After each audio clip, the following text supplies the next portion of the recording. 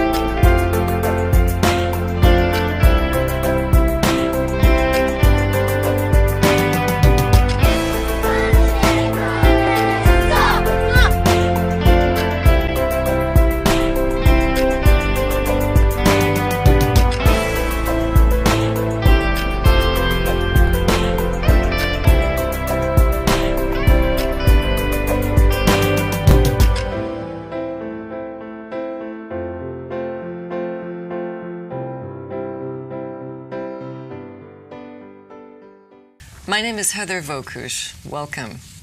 Now, the science is clear. Global warming is happening faster than ever, and humans are responsible. I mean, we can see this in some of the crazy weather that has gone on, just for one. Now, what are the dangers of global warming, and how can each of us help prevent it or at least slow it down? Now, we are joined today by Phil Aroneaunu, who is the U.S. campaign director and co-founder of 350.org. So thank you so much for having joined us. We really appreciate it. Thanks for having me. So what is global warming? How can you put this in easy terms?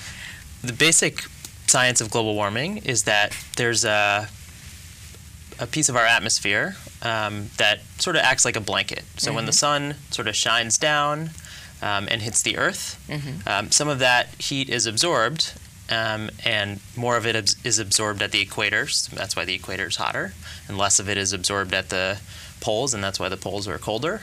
But that blanket is made up of gas, a number of different gases, but the principal one that keeps sort of that heat in and doesn't let all of it out into space is carbon dioxide.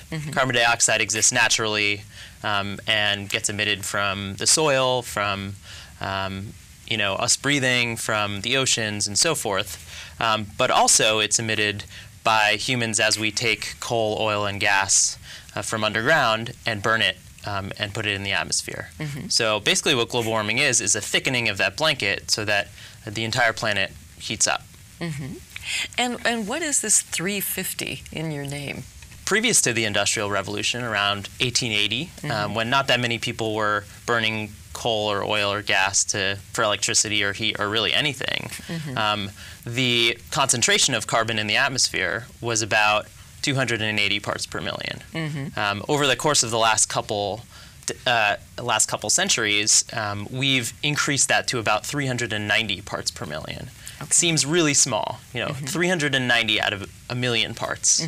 But it actually makes a huge difference because each molecule of carbon reflects heat back onto the planet significantly.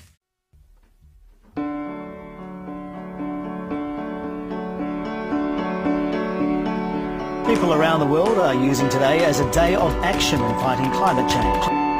L'action mondiale contre le réchauffement climatique. Dia de ação mundial para alertar contra as alterações climáticas.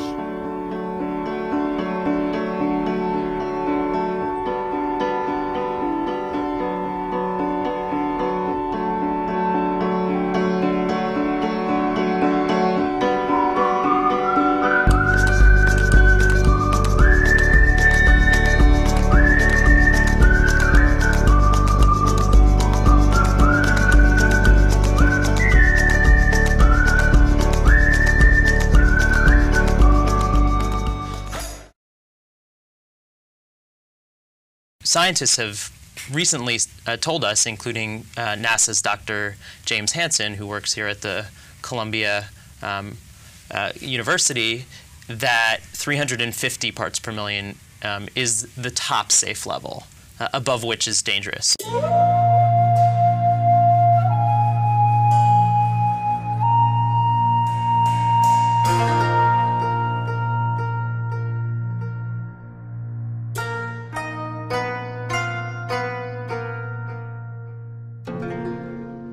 So it's sort of like if you go to the doctor and the doctor says, you got to stop eating cheese and bacon because your cholesterol's too high. The doctor doesn't know when you're going to have a heart attack, but it's a probability that you are going to have a heart attack. So if 350 is optimal and we're at 390, does that mean it's over? I mean, it doesn't mean it's over, but it does mean we're in the danger zone. Okay. That heart attack could happen at any time, and we're seeing sort of maybe the palpitations, the way that the planet has reacted this summer, the huge fires that we're seeing, the droughts that we're seeing out west. Things happen. They always have. A storm, a heat wave, a downpour. But now they happen differently, more frequent and more intense. We're changing the planet's climate, and all over the world, people are paying the price. But because it's a big world, we don't make the connections we should. When Thailand has the worst flooding in its history, only a month after Central America has the worst flooding in its history, a month after Vermont has the worst flooding in its history, in the same year that the Mississippi River has the worst flooding in its history, and Queensland in Australia, a few months after Pakistan floods so badly 20 million people are forced from their homes. It's connected. Connected to the fact that warm air holds more water vapor than cold air, loading the dice for deluge, and loading the dice for drought too, since more water evaporates into the atmosphere. So it's really no surprise we've seen the worst drought in the American Southwest, and the hottest fires in Australia, and the crop-withering heat in Russia, and the staggeringly dry famine across the Horn of Africa. We're going to connect the dots on climate change and extreme weather, literally. On May 5th, we will rally at hundreds of sites around the planet afflicted by climate change. We'll show the world how the pieces of this puzzle fit together. You'll forgive us if we're just the littlest bit angry. It's not fair what's happening. The fossil fuel industry, in pursuit of ever more profit, is making life impossible for many of us. We should be mad. We're hopeful too, though. Hopeful that if people begin to make the connections, they'll draw the obvious conclusion. The time has come to move away from coal, gas, and oil. And we'll only do that if we start to connect the dots. Join us on May 5th, climatedots.org. A lot of the extreme weather events here in this country are suggesting that we're approaching that level at which we may have a heart attack as a planet. Then it's really game over. But if we stop emitting carbon now, very soon, in our, stop emitting carbon by burning coal for electricity, stop emitting carbon by reducing the amount that we're spewing when we're driving our cars and using transportation, then we can bring that back down, and the Earth will sort of cleanse it out of the atmosphere through natural processes. And clearly it's not only in this country. I mean, the strange weather has been international. Now, the interesting thing is that the leadership on this topic has not actually been coming from this country so much. We have this election coming up. And what are your ideas regarding the candidates' responsibility towards this topic? Well, it's really interesting, Heather. Neither of the candidates, neither President Obama nor Governor Romney, had really talked about climate change at all before a couple weeks ago. Yeah. And then Governor Romney made a joke during his speech at the Republican National Convention where he said, "My opponent wants to stop the sea levels from rising." And it was a huge laugh line at the Republican National Convention. Showed how completely out of touch the entire party is with the science, and frankly was an embarrassment, I think, to a lot of folks on both sides of the equation, both Republicans and Democrats who believe in science. 98% of climate scientists believe that climate change is happening, so it seems natural that they wouldn't say that. But that also opened up a window for President Obama to start talking about climate change, which previous to this election, for the last couple years, the conventional wisdom in Washington was that you don't touch climate change because it's political kryptonite. Yeah, well, I believe that when he was running before, he did talk about it, and he did, raise the fuel efficiency standards, but not much else, at least, so far. So what would you like to see done on a political level in this country? I think, whoever wins the presidency has an opportunity to really make America a clean energy leader. President Obama has taken some really big steps, but compared to the size of the problem, some really small steps. Partly because Congress hasn't really let him make very much progress. But there are many ways that I think the president's sort of plans differ from Governor Romney's plans. One key element is this fact that President Obama has delayed the building of this Keystone XL pipeline that would pipe lots of oil from Canada, Canada's tar sands, across the U.S. and for export to China and India. Governor Romney said that he would approve that on day one. Yeah. So those are the kinds of specific projects. Beyond the specific projects, there are any number of ways that a president, next term's president, could take on climate change, from implementing a fee and dividend system where we tax the polluters and send checks home to every American, to just capping greenhouse gases and putting a stout price on carbon.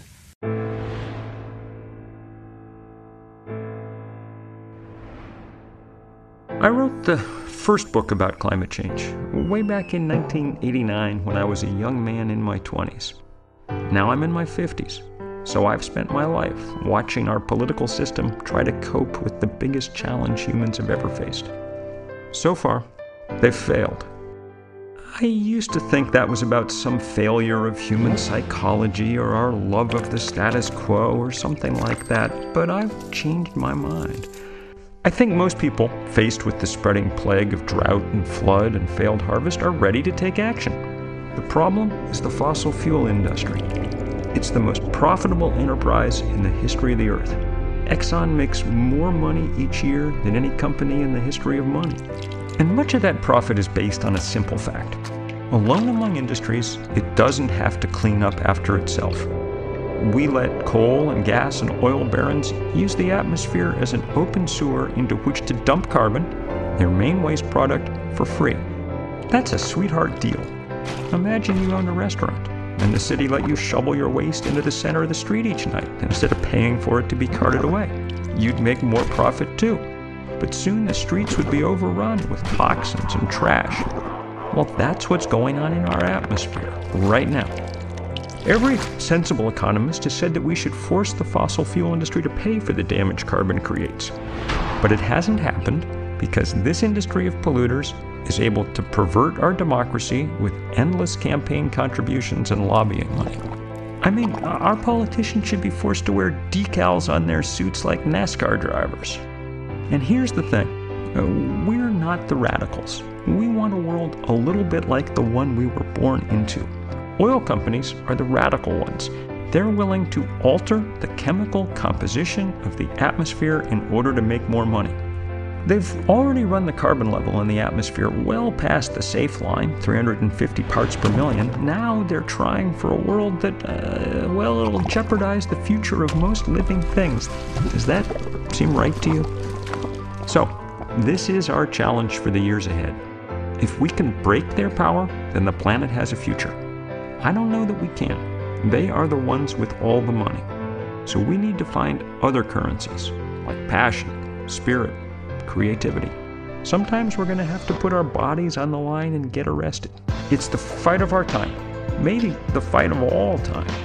And we should all be honored to be a small part of it. Help ensure that our planet is protected for all future generations. Go to 350.org and join the fight today.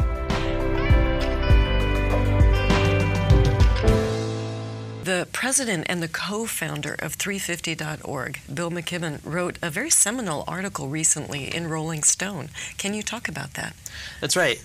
He wrote an article in Rolling Stone that really outlined the new math of climate change. Mm-hmm. You know, we have this number 350. That's a really important number. Mm-hmm. It's the carbon in the atmosphere.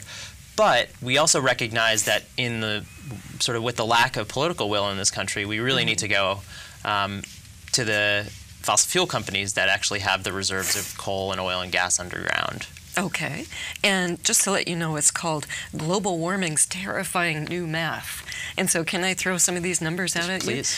There's 3 numbers. So the first number is 2 degrees Celsius. What is that? That's right. So 2 degrees Celsius is almost like 350 parts per million is the safe level of carbon in the atmosphere. 2 degrees is the absolute maximum level at which human life can really continue at any significant level. The way that this planet looks now is a planet that it wouldn't look the same past 2 degrees Celsius. Okay. We've already gone up 1 degree Celsius, and we're seeing these kinds of extreme weather disasters. And so 2 degrees is that sort of limit. Okay, okay. And I would encourage you to actually read the article to see what the second and the third numbers are. But the article asks, who is the real enemy? And so what would you say? Who is the real enemy in this? Well, if you go to a store and to return something that didn't work, or a piece of fruit that was ruined or something, you would go to the cashier, and if the cashier didn't have the answer for you or couldn't do anything or didn't have the power to do that, you'd ask for the manager. And so the idea of going right to the fossil fuel companies instead of going to our politicians is sort of the same idea. So you're saying the fossil fuel companies are the real enemy? That's exactly right. Okay. The fossil fuel companies have shown really no interest in shifting to a low-carbon economy. They made some sort of token moves here and there, but as of late have really not shown any leadership, and in fact have spent millions and millions of dollars lobbying the U.S. government and foreign governments to stop them from doing anything to regulate carbon emissions. That, I think, is the problem, because you've got this collusion then between the companies and the government, and so, it's a very cozy relationship, but the, climate does not benefit. And so, in that case, what kind of pressure can be brought to these companies? That's a really good question, and that's one of the things that we're always struggling with is what are the best ways to really get over those challenges and be able to fight those fights that actually make a difference. Some of those ways are by stopping pipelines like the Keystone XL pipeline, which was a $7 billion pipeline project, which is now on hold because of the work that we've done with our allies in Canada and across the country. Another way to do that is to really hit these fossil fuel companies in their share prices. And so what we're doing this year is we're going to be touring around the country talking about this article and inviting students and other folks who are invested in pension funds or church funds or synagogue funds to divest their funds from fossil fuel companies. And when will you be doing this? We'll be doing this this fall. We're going to kick off the Do the Math tour with a presentation about these numbers and with Bill McKibben and many of our other friends. We'll be taken to the road on a biodiesel-powered tour bus around the country. The day after the election, we'll be in Seattle, and we'll be crossing the country, and we'll be in New York on November 16th up at the Cathedral of St. John the Divine, and we're hoping that folks will join us there. They can find out about it at 350.org. And what are you hoping to accomplish with this tour? Well, we're hoping that people will wake up and understand this terrifying new math of climate change that really explains who's really blocking progress on climate change, these fossil fuel companies. And incidentally, the top 200 fossil fuel companies, oil, gas, and coal companies, own the vast majority of the reserves underground. So there really are specific companies, many of which you probably know the names of because you fuel up your car with the fuel that comes from these companies. But we're going to be trying to get universities and pension funds to divest. And, it's sort of not a spectator sport because this is the future for everybody. It's not limited to folks in Bangladesh or in the Pacific Islands anymore whose villages are going underwater. It really is now us. And we've seen, the kinds of weather disasters that have hit Americans close to home. And so we're hoping that the tour will touch on that. And also that we'll be able to identify who the enemies are, really, and what a strategy is to actually impact that, get them to stop blocking progress. So if an action tip for a large group is to divest, what would you say it is for an individual? I think that's actually a really interesting question because, in the past, folks like myself would be encouraging people to stop driving and to be screwing in new light bulbs, but or even to be pressuring our politicians. But I think after the last few years where money in politics has just become so rampant and it's really tough to influence politicians, even though they're theoretically supposed to be representing us and not the corporations that fund them, that the reality is that there are real systemic problems with the way that our markets work. And no matter how many light bulbs you screw in, no matter how much less you drive your car, both of which are really critical and a good place to start, that's not enough. It's not going to change the way that our system works and the choices that we don't even have the ability to make, like where our electricity comes from, or how our food gets to us. So getting after these fossil fuel companies directly via their share prices and via the investments that we have institutionally, which are much larger than the kind of investments you or I might have in our mutual funds or pension funds, is a real way to have economic impact and to put people power into practice. Okay. And I like your website too because it has a lot of, take action points and a lot of information. And so I would highly encourage anybody who's watching today to go to 350.org and just play. There's so much to do there. There's a lot of information about events, and you can see protests that have taken place across the world. It's really quite inspiring. And so on that note of positive action, we thank you very much for having joined us today. And we encourage you to visit 350.org and get involved. Thank you very much.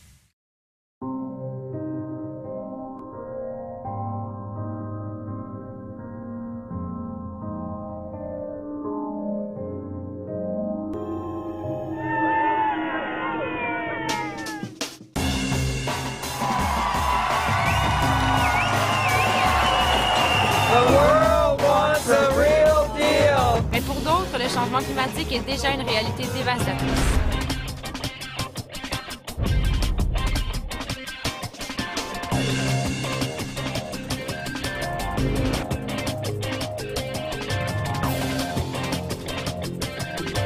But we must do this all together, and we must do it now. Die Stunde vor der Dämmerung ist die dunkelste.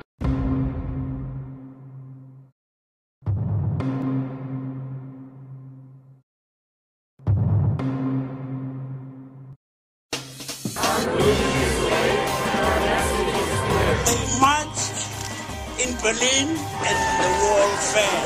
They marched in Cape Town and apartheid fell. They marched in Copenhagen and we are going to get a real deal.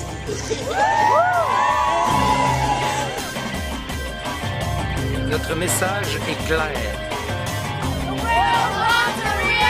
O mundo quer um acordo para valer. Die Welt will ein echtes Abkommen.